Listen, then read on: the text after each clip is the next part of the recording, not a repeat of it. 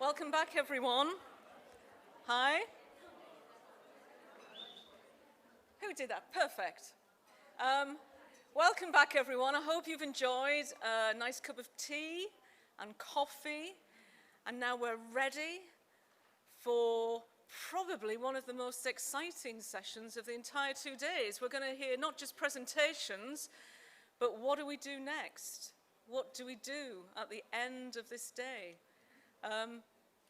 Before we start, I just want to make one domestic announcement, which is for those of you in Working Group 4, which was the Technical Skills Working Group, our brilliant interpreter handed out these headsets, and we're short of 3 of them. So if you have by accident kept a headset, could you please give it in at the end of the session? It's one of these really small headsets, okay? Thank you so much.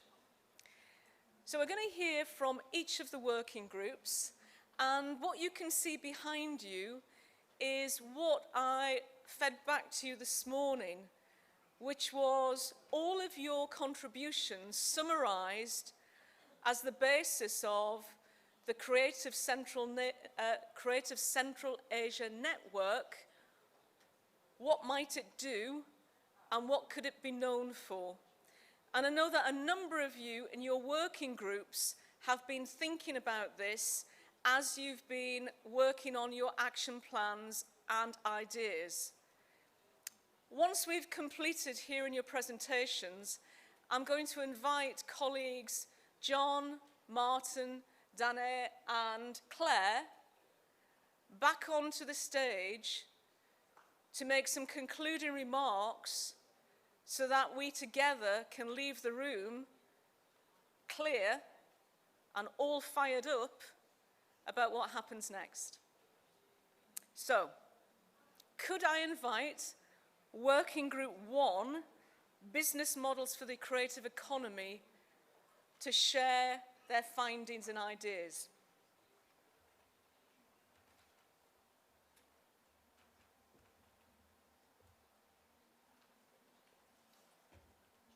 Andrea, you'll be pleased to know that this is going to be very short. And there's a very, very good reason why it's going to be very short, which is that we received 11 presentations.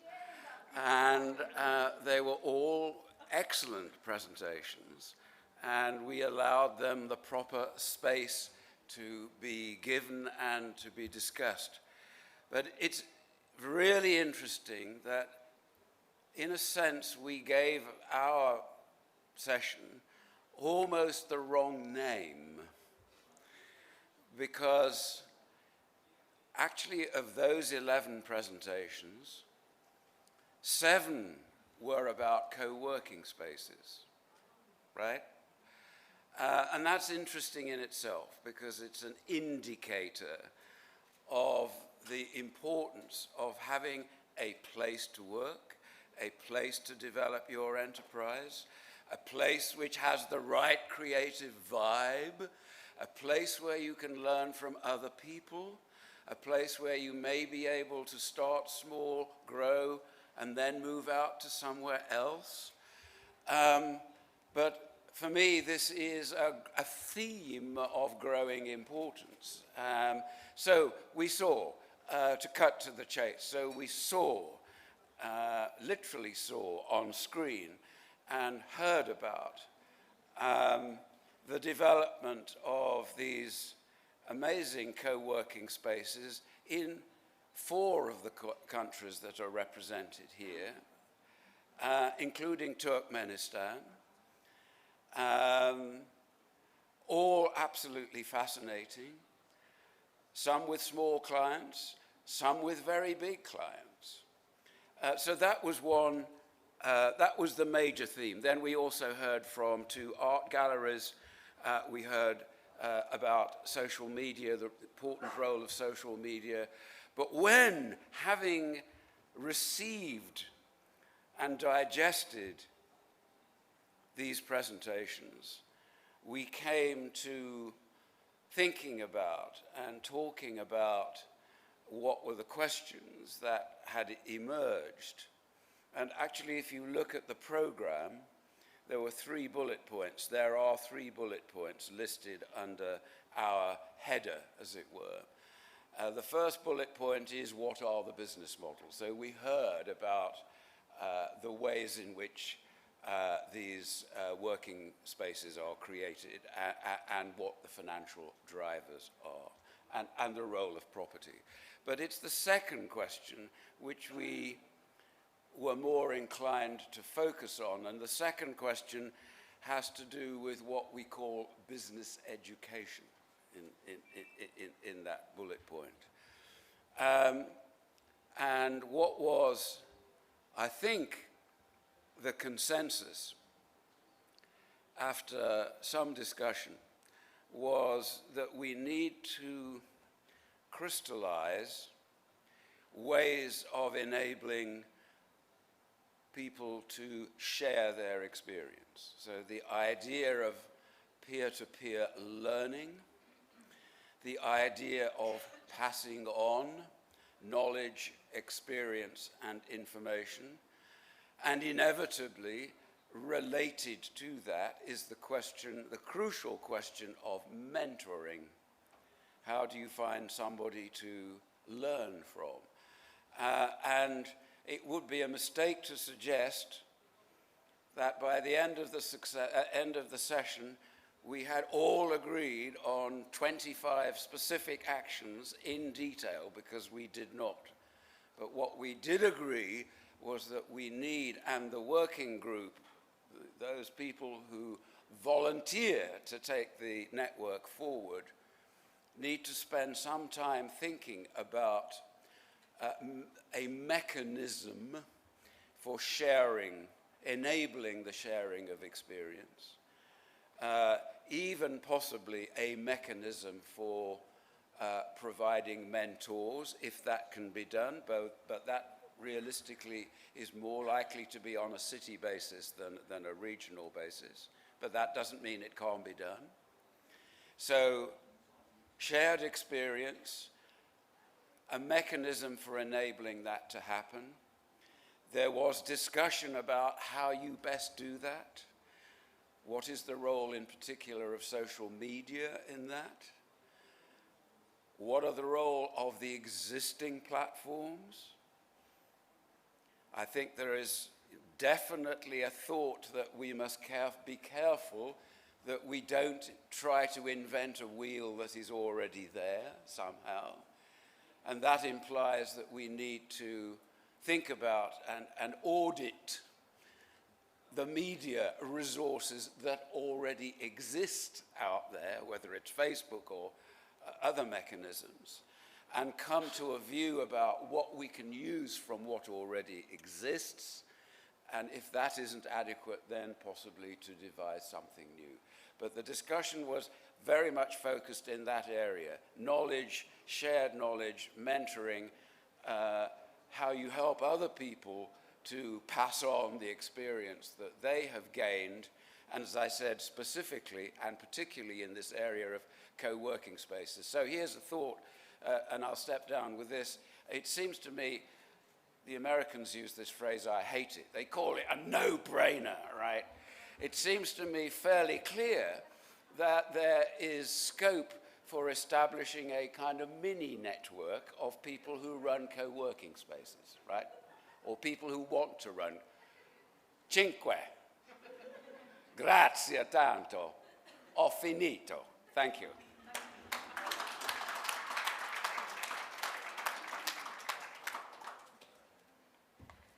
That was very efficient and very, very clear. And please don't take the headings that you came up with as the end of the story. It's just the beginning. And the substantive issue of co-working space and how to use the combined resource of the network is clearly something of interest and should be pursued. So, can I introduce Working Group 2, Skills for Creative Entrepreneurs?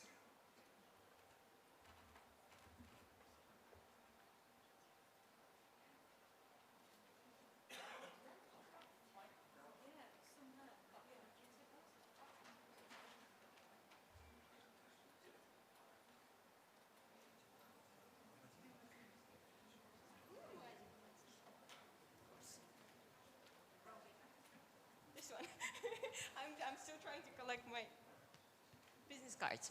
So hi everyone, my name is Dina, and I know it's been a very long day, probably, and you're all tired, so I'll try to be really quick and short. We had a lot of great ideas and suggestions, and then we had so many cards, so we tried to summarize it into these 2 pieces of paper. And the first one, so the question is, what can we do to support closing education and skills gap between education system and industries? The first one is to pay more attention to children education, early education, start embracing creative mind over following rules. Like people who are from Central Asia and then who went through this post-Soviet Union education, you know that it's not about creativity, it's all about following the rules and being agreed to whatever is like said to you. And this was my problem during my school years. And we proposed to embrace a creativity starting from kindergarten, when we ask children, what do you feel like doing? Do you understand and do you like it, etc., etc. The second one is pay attention to kids and people with disabilities who don't have an access to the education. I mean, if you've been in Central Asia, you probably have seen that our universities and schools are not equipped to support kids with disabilities, and maybe start going online and blended education direction, because it definitely will help people from regions and then people with disabilities to get like high quality education. The second one is industry cooperation with universities and schools, because I work in IT industry, and when I was invited to teach at the university for the MBA students, I was teaching management, like IT product and then project management. And then when I saw the program which I was handed over, I was like, people, I'm not going to teach this because this is so old school. So when I like came to the university, I was like, can I bring my own program, which I train my own people at the IT company. And then I think this type of cooperation between industry leaders and experts and then companies with the education, universities, systems, schools, etc., would be amazing. The next one is, it's my favorite one, it's the project-based education and project-based learning. Why? Because when you sit in the school or university, and then I have like 2 degrees, and then I know how hard it is to sit like 4 or 5 hours straight and try to listen for everything. Nowadays, it's very popular. It's like a project-based education, when you even can teach math based on the project, and it kind of can make even like math and the physics interesting. I know it sounds weird and horrible, but it actually does. I saw schools which are doing that, like mainly private schools, but if we can try to somehow influence that even public schools and universities can adopt it, it would be amazing. I think I already mentioned to bring leaders from different industries to universities and schools, not to maybe full-time or part-time teach, but at least like guest speakers, etc. I know in like in Western world, it's already been like adapted, but in our countries, it's still pretty new experience, I would say. And just 3 more to go. So come up with a plan on educating creative entrepreneurs on different like creative industries. For example, movie production. We cannot produce a movie because even if we have like really great actors, we don't have editors, we don't have screenplayers, we don't have writers, we don't have, I don't know, so many people who support this industry. And for example, arts, we have really great artists who can draw and then, I don't know, like create really amazing piece of art, but we don't have people who can help them to sell like the result of their work. So at the end of the day, we just end up with a lot of people from creative industry switching to the business. And then just like one of my colleagues told just like 15 minutes ago, a lot of people from like music and then movie industry in our country, they end up just working in the markets like door and then etc. And promote Yes, like a last one is the creating an ecosystem and then promoting business education and obviously online platform so we all can share our experience and then stay connected. That's it, thank you. So, we will try to be short because it's already time. The second question was, what will we do to support business development? So in the groups we work and we discuss about that very long. So the first was to create hubs at business clinics as a bridge between the education and creative industry. So we need to advance and develop the space between the education system and to have the links to develop this creative industry. The second one was powerful country branding strategies to have a very good positive image of each country. The third one was about the government policy, about the tax breaks and initiatives. The fourth one was about the information and support. So there was representatives from the radio. So they said that they are ready to support the business development to creative industry to give them, for example, making some dissemination about their products and give information to the people.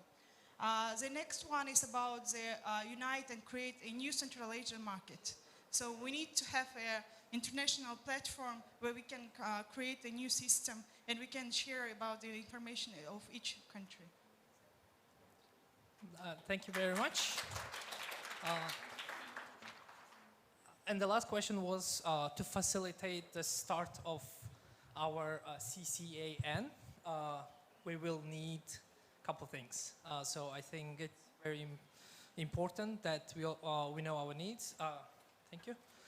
The first one, the idea of platforms, be it digital or non-digital, some form of place or online or Facebook group or something, kept coming up in our discussion.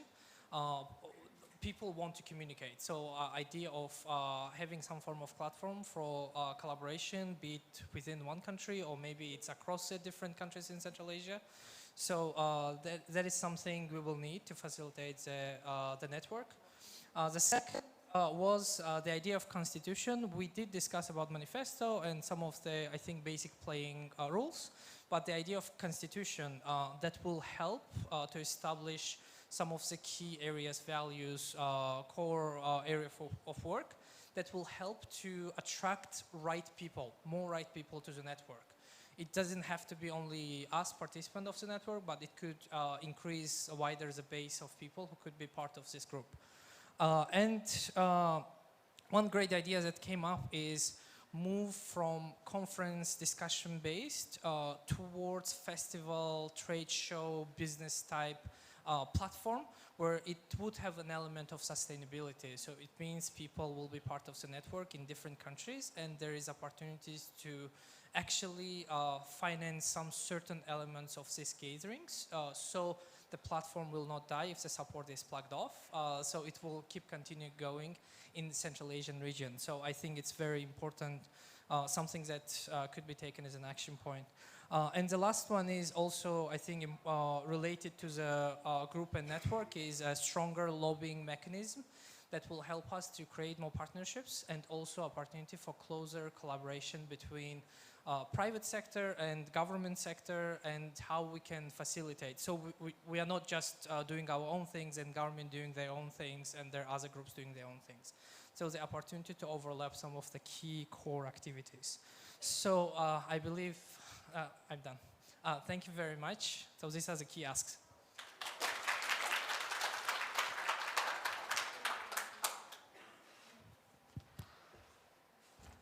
Thank you so much. That felt like a really great endorsement of the ideas that we were coming up with last night, and they're starting to feel ever so real, really, really credible. Group 3, Gerald. Okay, do we want to come up?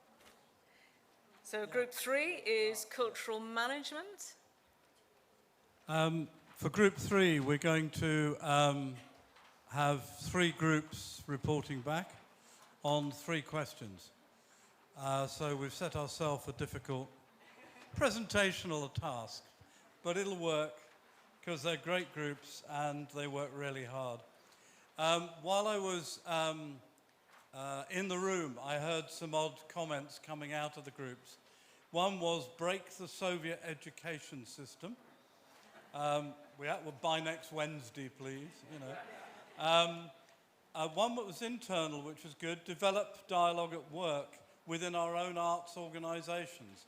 People, or one person was saying, they're not very good at being out of their own silos. And the last thing I really noted was coming across was if there's a gap, do it yourself. Don't wait for someone else to come in, don't wait for the money, find ways to already start working on something, because you will then attract interest, maybe finance, certainly partners. But don't start it as a project, start it for real. And that came across really strongly. So we addressed each of the questions, and to remind you, although you probably have them written down, how can we best educate new and existing staff in the management of the cultural sector, which was our first question. So each of our three teams is going to reply to that. Do you want to go first on the end?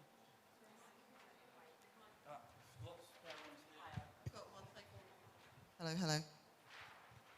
Okay, we have really hot discussions in our group because we had people from government, business, and also NGO sector, but finally we came up with this suggestion to develop online certified program on cultural management for everyone, but with specific focus on government people, and university tutors. And our idea was to create that syllabus and all content should be universal. And every member of this study should teach cultural policy and management itself to be able to talk in the same language.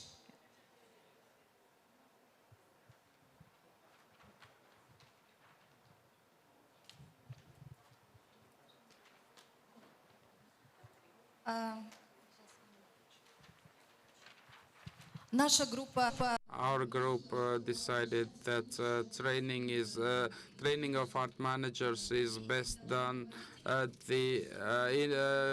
through combination of different forms of training for considering different needs and groups. That is combining formal and informal education. Also, in this case, training will be truly lifelong learning, because information and the situation in art management rapidly changes and evolves. Moreover, it is better to develop by orienting ourselves onto practice, that is finding a balance between theory and practice, because without theory, education will be practice only, education will not be complete, and vice versa. We also decided that art management as a discipline should be integrated in our creative education programs, because we never know who is going to grow and become a leader. And we also added that it's good to train when you have clear criteria and monitoring system. Some might find it odd or boring, but bad quality can spoil even the best idea, and the criteria are not so easy to come up with. And it is good to train people with good teaching and learning materials for all levels, for online courses, for short-term courses, long-term, formal, informal education, when you have a methodology and textbooks. And everybody will agree that this is where we have huge gap, because of which we cannot organize full-fledged education. Thank you. in our group, we tried to answer the first question first, breaking down the question to understand it better. We spent long time to discussing education, the type of education, what cultural management and art management means, and how we are going to train existing and new generations of staff. It was difficult to summarize because different categories of trainees need different approaches. We tried to cover both groups, and we decided that the most important thing is a combination of motivation and individual motivation and values of cultural institution, and we have to try to make sure that every art manager, new and existing, always was motivated, and the values of the cultural institution should match that motivation. This is not an easy task, but and the next thing we discussed was practical experience and supporting, empowering initiatives of young and existing art managers. Now moving back to question 2. So for question 2, how to future-proof to be sustainable, we, like all other groups, we have lots and lots and lots of ideas, but we picked these 2. So the first one is that CCA, Creative Central Asia, works to embed culture in wider strategic planning over the long term. The second point was individual arts organisations to train in strategic planning, to include things like market research, being audience focused, thinking about audience needs. And it was very important to this group that there was a balance between artistic desire, artistic direction, and what an audience wants as well, so that it wasn't one thing or the other. There was a clear balance between the two, and also supported by a range of development partners from within countries and also outside, so that national identity traditions aren't lost, but there's also a new input coming in as well.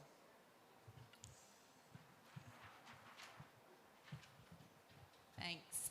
I must admit, we were slightly less practically focused. We did a sort of summary of our discussion. But so for our answer, we need to develop a pipeline of skilled people to work with us and diverse advisory boards. As arts organisations, we must find a balance between government support and independence.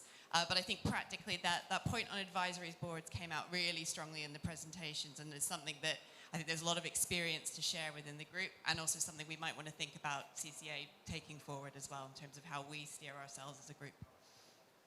Okay.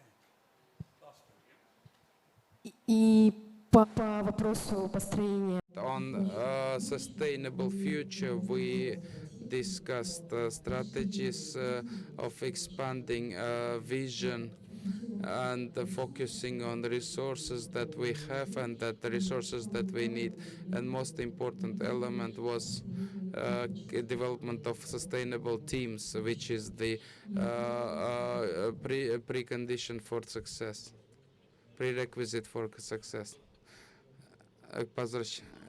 И последнее, мы насчет... So we had 2 points. One was for individual arts organisations to train in creating authentic values, authentic vision. Учать организации аутентичность, вопросам, связанным с аутентичностью. From the gut, not just words on paper, things that actually really drive things forward, and how to articulate those well. And then secondly, scanning the local and national environment to reflect real people and real issues. Thanks. And from our side, to add to that, actually everyone was very confident in their artistic vision, but in terms of audience development, it was an agreement, it was a really long-term process. So there was lots of practical advice within this group about how to do that, both in terms of getting over some of the technical barriers that exist in Central Asia, but also some really good practice in terms of social media and strategic management and how to apply that to audience development. So again, to share in the network. Okay, you're number 3. И на третий вопрос. And concerning the third question, we think that the most important element is creation of dialogue, space for a dialogue with the external audience and within the organization, and involvement, continuous involvement of audience through creation of different focus groups and collecting feedback from them and partners. Okay, so that. Thank you.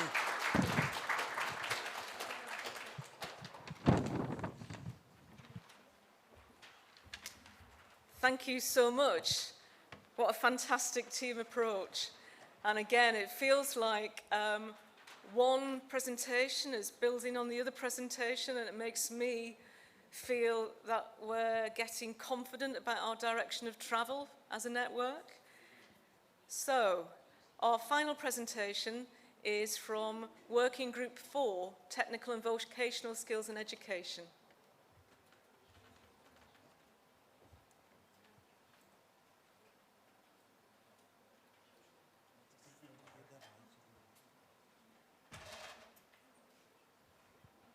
Hello everyone. I'm here so you can all see me.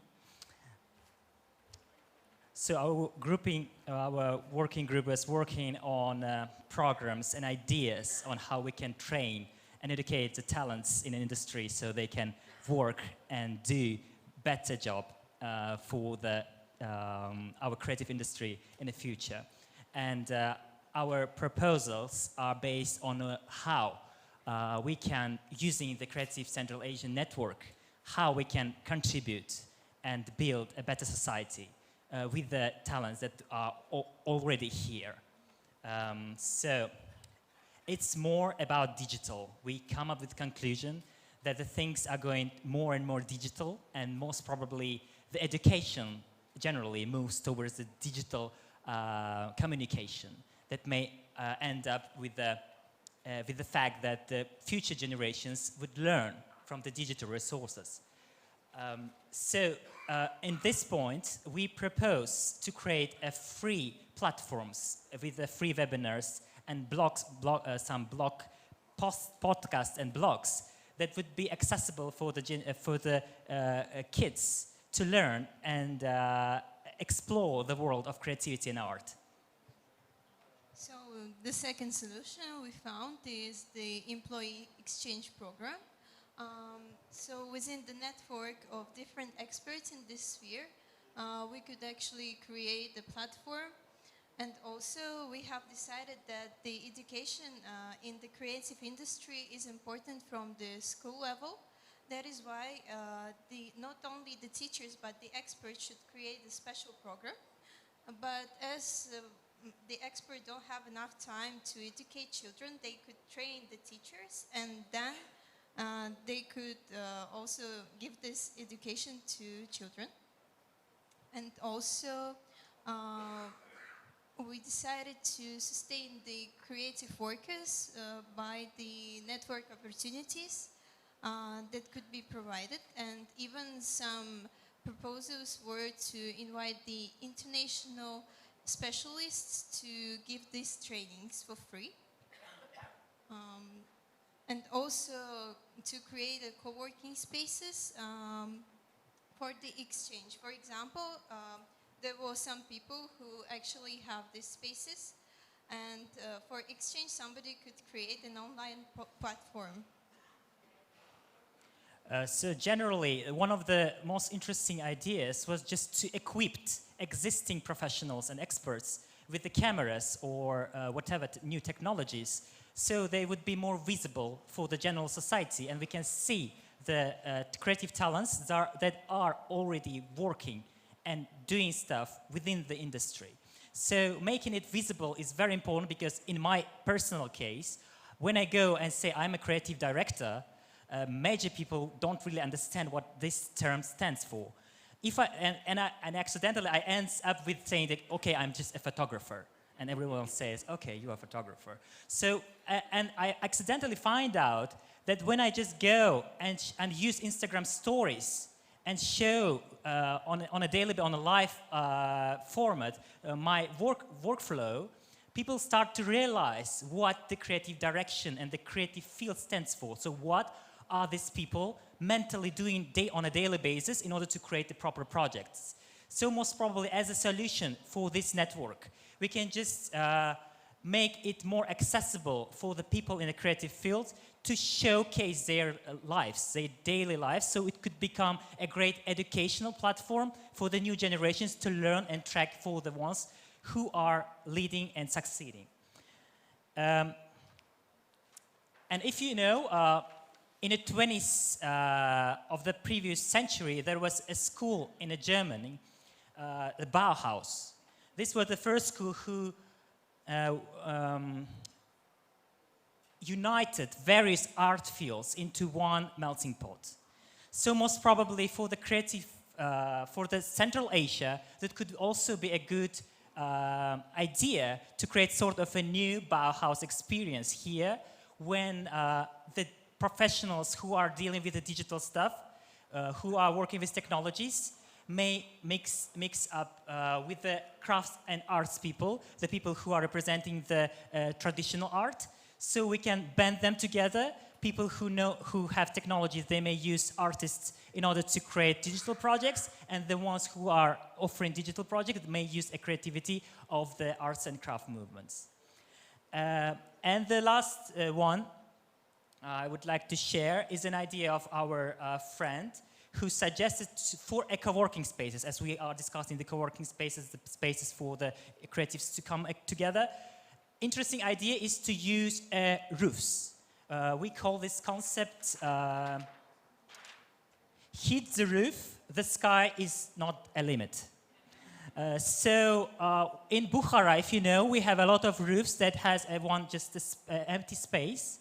And sometimes, even at the center of the city, there are major spots that you may use to create sort of co-working spaces for creative professionals to meet together and do a collaborative art.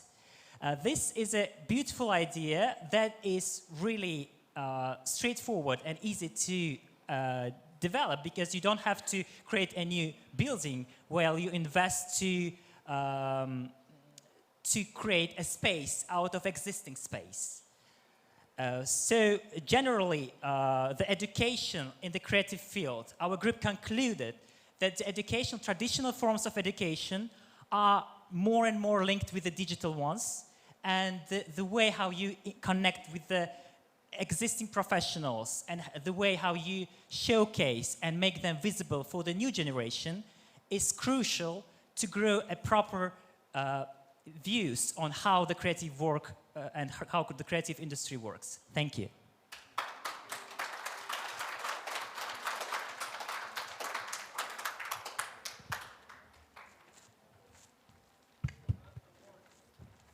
Thank you. Thank you, Group 4. Excellent. And the colleague who suggested using rooftops inspired. So if anyone's got a rooftop going spare, there's a working group on that, I'm sure. I'd like to now invite Martin, John, Claire and Dan back up to the stage, because we'd like to, together, reflect on where we go now. What's our next step? So if you'd like to join me.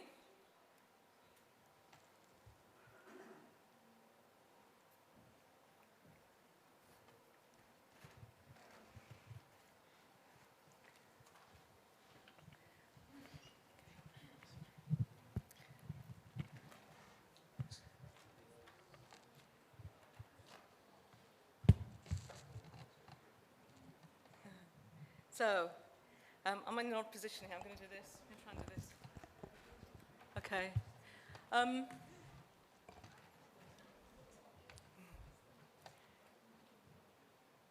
Let's start by just perhaps getting from each of you a reflection on how the last 2 days have been and what's been a highlight for you.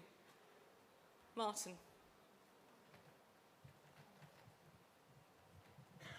Well, I'm still digesting, actually, a lot of might begin by going back 2 years,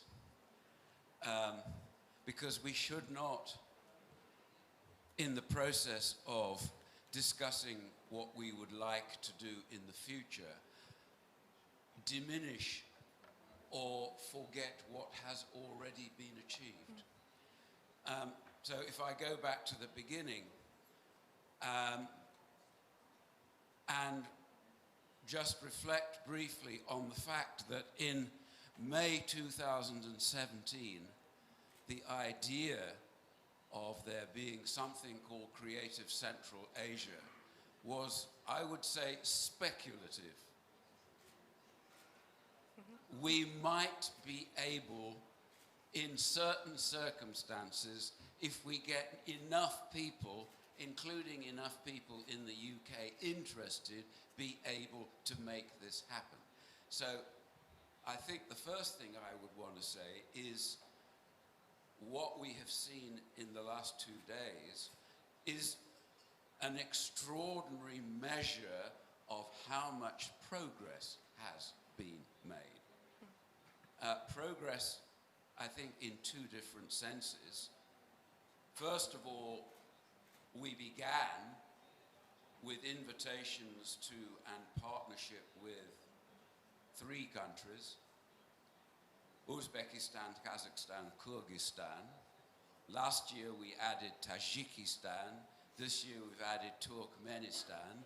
So at one level, we have achieved a broadening of the range of engagement of professionals from 3 countries to 5. And I think that's an astonishing achievement in itself. I mean, the very fact. I would say something else. How many people are there in the room now? There are over 100 people in the room now at the end of 2 very long days. I can tell you, when I used to go to investment conferences in Moscow, by the end of day 2, there would be 3 people left in the room.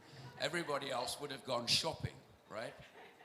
So that's a measure of success. And I think we need to congratulate ourselves in a way with clearly having identified a need and begun to answer it. There may still be there are still lots of things to do, but we should remember that in the largest room in the world there is room for improvement. Yes, of course. But how well we've done so far, I think we should give ourselves a big round of applause, actually.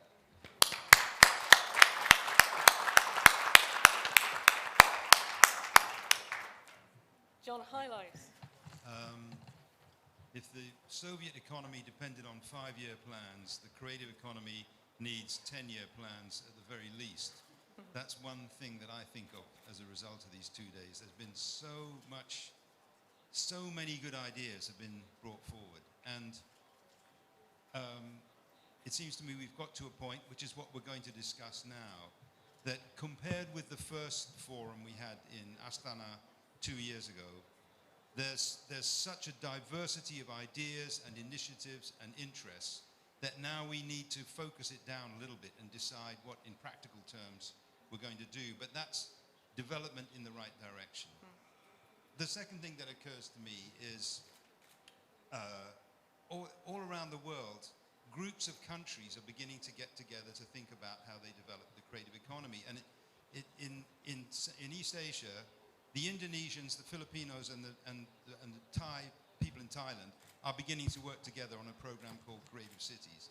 In Latin America, the 4 big economies, Chile, Argentina, Brazil, Colombia, are beginning to think about things that they have in common to develop their creative economy. So having a regional strategy is really the way this whole field is going, because it's all new thinking. Nobody's got the answers. And it's all dependent on sharing. It's dependent on sharing within countries, within cities, but also between countries. So what's happening here is something which is being replicated in other parts of the world and is, to my way of thinking, an absolutely definite positive development. So now that we have 5 countries in this network, it is a true network. And although each of the 5 obviously have different restrictions, different potential, different opportunities, to be sharing and growing it together. That seems to me a very, very exciting proposition. And to have done that in 3 years also seems to me an indication of how much energy and enthusiasm and talent there is in this part of the world to grow the creative industries. And Daniel, you said at the beginning that, you know, what else is there? Creativity is the great resource. And some of the countries in this region have got great mineral resources, but the one resource that goes on growing the more you exploit it is creativity. So the one long-term potential for any economy in the world in the 21st century is going to be developing the creative talents of all its people, particularly young people. And this is a region where there are many young people with dreams and ambitions and not as many opportunities as they should have. So in that sense, we're doing something important. It seems to me we're going absolutely in the right direction. And if at the end of today we have got a good basis for our first 10-year plan, then that's a good place to be. Brilliant, John. Claire. Claire, your highlights from the last 2 days. I'd just probably add to what John was saying. I think for me the highlight has been, even in the last year since I was at the last Creative Central Asia, just seeing the quality of work and of that people have presented from across the region. Quality of creative businesses, you know, fantastic festivals, creative hubs. It really does seem like it's growing as a force. And I've been really, really personally inspired to hear everyone's stories. And I think the other thing is just how much the region does seem to be opening up, and how this is a great time in terms of connection to the UK. And so, you know, even having the forum here in Tashkent is a big thing. And the opening up of visas to visit Uzbekistan has been a major change actually in the last year, and has really seen a big interest from the UK in terms of traveling to Central Asia. And I think Creative Central Asia and this network can really contribute to connecting the UK to Central Asia through the arts and creative industries, and building on that interest. So for me, that's been the highlight and the inspiration of the last couple of days. Thank you. And Danny, as someone who's been a member of the steering group, has been on the journey, what's been your highlight of the last couple of days? Well, last year was mind-blowing for me. But this year we structured the conference differently, and was hesitating in the beginning, especially yesterday, because yes, we received a lot of feedbacks from the participants who didn't have enough time to present themselves and all that. And I'm very happy that this conference is always evolving. We are not doing the same thing. Every year there is some experiment. And I think creativity is about experiments, right? So this conference itself is always giving us a lot of ideas that we can use further when we do another conferences, for example. So first of all, I'm very happy that we tried this new format. Yes, we changed it a little bit for the second day, and it has become even more useful. But I have a feeling that this year we have a very practical conference. Last year we had a lot of ideas, great presentations, great cases. But this year more participants could present themselves to the audience. I think maybe 3 times more presentations we had this year than last year, because we split into the working groups. And some people were complaining that they would want to be in several groups at the same time. Yeah. And I think it's good. I think it's good that we have this feeling that we could even get more from this conference. So I hope this, this feeling that we want more will stay for the next year, and we'll be able to do the next conference even more practical. And I hope next year we'll do something like a trade fair, like a marketplace, or like Martin said, a high-speed dating between the participants. Yes, but I myself saw more than 10 potential cooperations that appeared during the coffee breaks and working sessions. So I think it's a great success.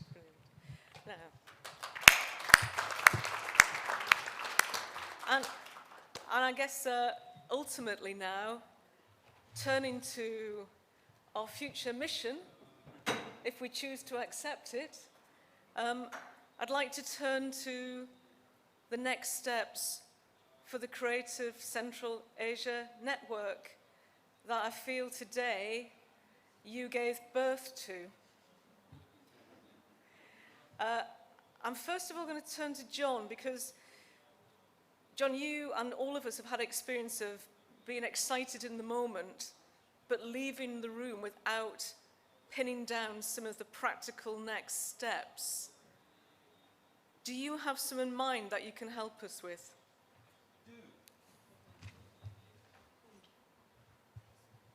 So here's a proposal. We need to have some kind of a steering group to take things forward and to think about. Is that better? That one's not working at all. Right, okay. close. We need to have a steering group or a governance group of some kind to think about how we develop this proposition and to think about future events. But I think on the basis of all the feedback that we've just had, that we also need to have some working groups. And what I'd like to suggest is that we have 3 or 4 working groups, one on business development, one on education and skills, one on communications and database. And then from that, we draw a group which has the overall responsibility to think about where the network goes next. Okay. So on that basis, I mean, if people think that is a good idea, I'd like to... So should we try a show of hands? Yeah, okay. By show of hands, do we think it's time to set up the working groups? Hands up if you think it's time to set up working groups. Who hasn't got a hand up? Yes, I think that's a mandate to set up the working groups. We might say, hands up, everybody who's prepared to go on a working group. Let's try that. Hands up if you are prepared to join a working group. Okay. So I just, on the basis of those presentations and the list that we produced last night, there's clearly a business development group, and it would seem to me that within that, Martin, we might want to pick up your point about having all the co-working spaces collaborating together. That would be one job that the business development group could think about. But there's also the whole thing about developing a international regional market, about mentoring. There's a number of aspects of business development that have come up this afternoon. Too many to pick them all up. Yes. But if there's a working group, and that working group is given the list of all the feedback from today's session, then they have their own agenda and can decide what to do about it. So who would be interested in being on a business development working group? Okay. Keep your hand up. If you are, would you please put your names and contact details on a post-it, and So, and if we can write business development at the top of that flip chart there, and then stick your post-its underneath the business development heading, and then we will collate all this information and circulate it to everybody after today. But at least we then know who is interested in being on the business development group. And if you can meet quickly before you go today, just decide whether you're going to meet, whether it's going to be a WhatsApp group, a Facebook group, you're going to get together, however you do it. Yeah. That's your decision. But you are the business development working group. And to you, we will make sure you're fed back all the reports and the feedback that came back in the session, the report back session we've just had. Then secondly, an education and skills group. Who would be interested in being on an education and skills working group? quite a few. Okay, so it's quite a lot of people. Keep your hands up. There's Keep your post-its hands up a coming moment. round.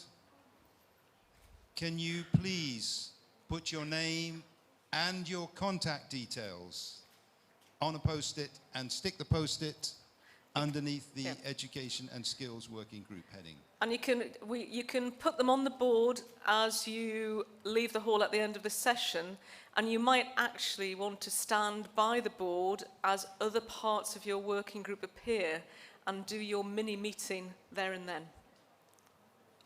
And then thirdly, who would be interested in being on what we might call a communications and database working group? So that's thinking about a platform, it's thinking about making the creative economy more visible, it's thinking about how we will all keep in touch with each other as part of the network. Who would be interested in being on a communications working group? All those Not so brilliant many. digital agencies, web developers, fantastic people in the room, experts. So same thing. If you are interested in being on the communications working group, please put your name and contact details on a post-it and stick it up on the board underneath the correct heading.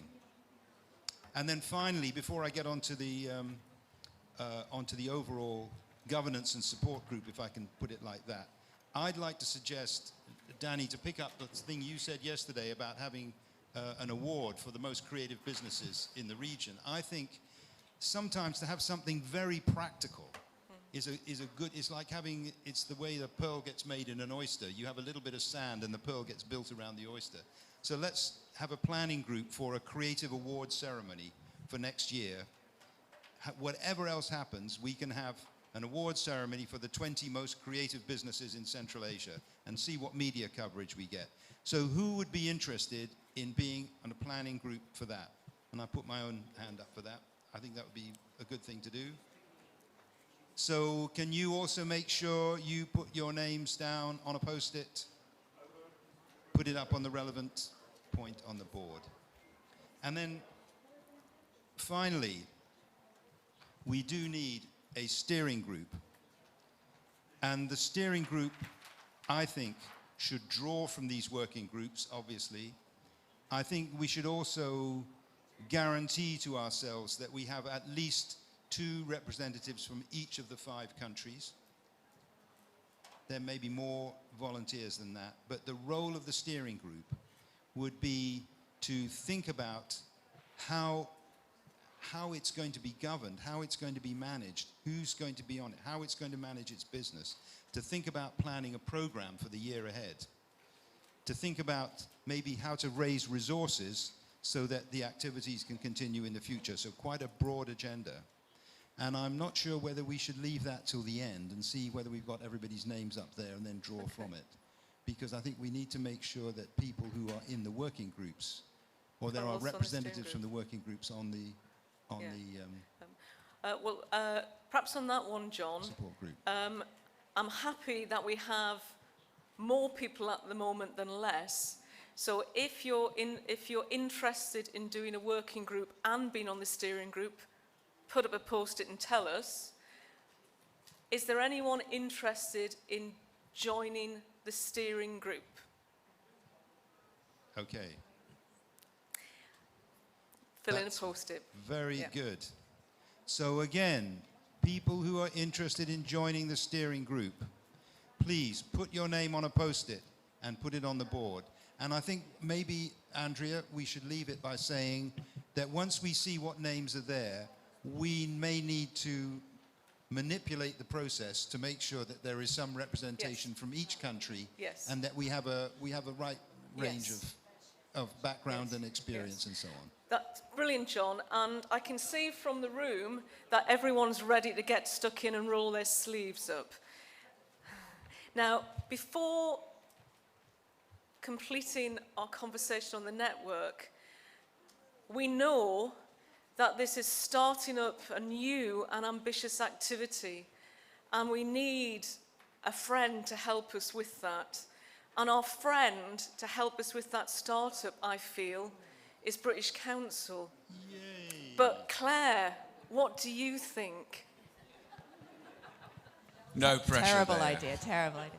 No, of course, we're, British Council, as, as the initiator of Creative Central Asia with our steering group, we'd be very, very keen to continue. So we will commit to continuing to support with staff time and with some resource what the next version will look like. We're really, really keen for it to be informed by the evaluation that we're doing and by all of your feedback and by what comes out of these first meetings of the working group and the steering group as to see what shape it will take.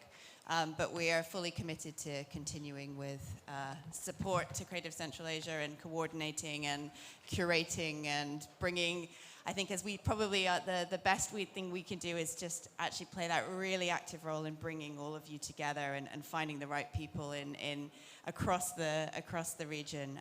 So yes, you have our support. I think that makes everyone very happy. So in order to close today, can we first of all give thanks? Can we thank Gala and the team and the volunteers and the interpreters and the hotel team? Thank you so much.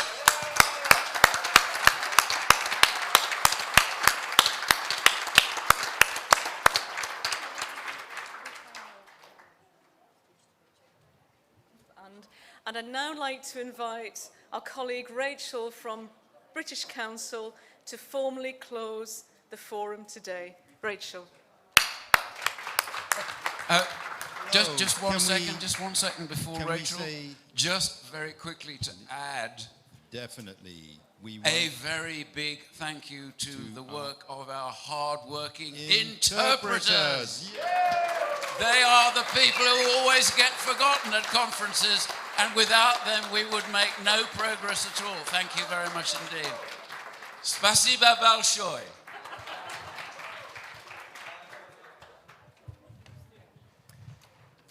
Thank you, Martin. I think you've stole some of my thank you thunder. Exactly, but actually really we can't say thank you enough. But I think what I heard just now is a number of people saying, you are going away wanting more. And that's rather lovely to hear. 3 years in, next 3 years, 3 years after that, what will the future bring? Once again, just to thank all of our fabulous delegates from all 5 countries and the UK for collaborating, for being energetic, for being so generous with sharing your expertise and your experience with one another. That's been really special to see and is one of the great pleasures that the British Council has in hosting these kinds of international events. So thank you for that. Also, once again, to the Art and Culture Development Foundation, our key partner here in Uzbekistan on Creative Central Asia, and for doing all the pushing, for helping to ensure that it did actually take place in Tashkent this year.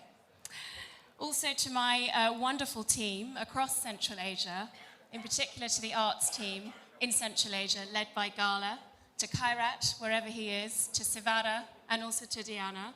Thank you very much.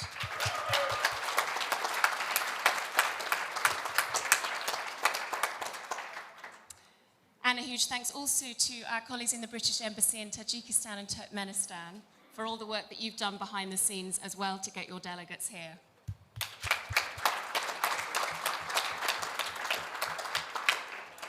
And of course to our interpreters, to our technical team, to our marketing team, to our wonderful volunteers in the British Council t-shirts. And also to our current steering group members. Many of you are here, and we look forward to continuing collaboration with you. However, we're not quite over yet. And of course, as I think somebody said yesterday, we might be at the end of something, but we're also at the beginning of something new. But we do, of course, have, if you're able to join us at the British Ambassador's residence this evening, another opportunity to continue talking to one another, networking, and I know that he's looking forward to welcoming you there this evening. And I think on that note, I will close the conference and invite Gala to give us some final logisticals. Thanks very much to everybody.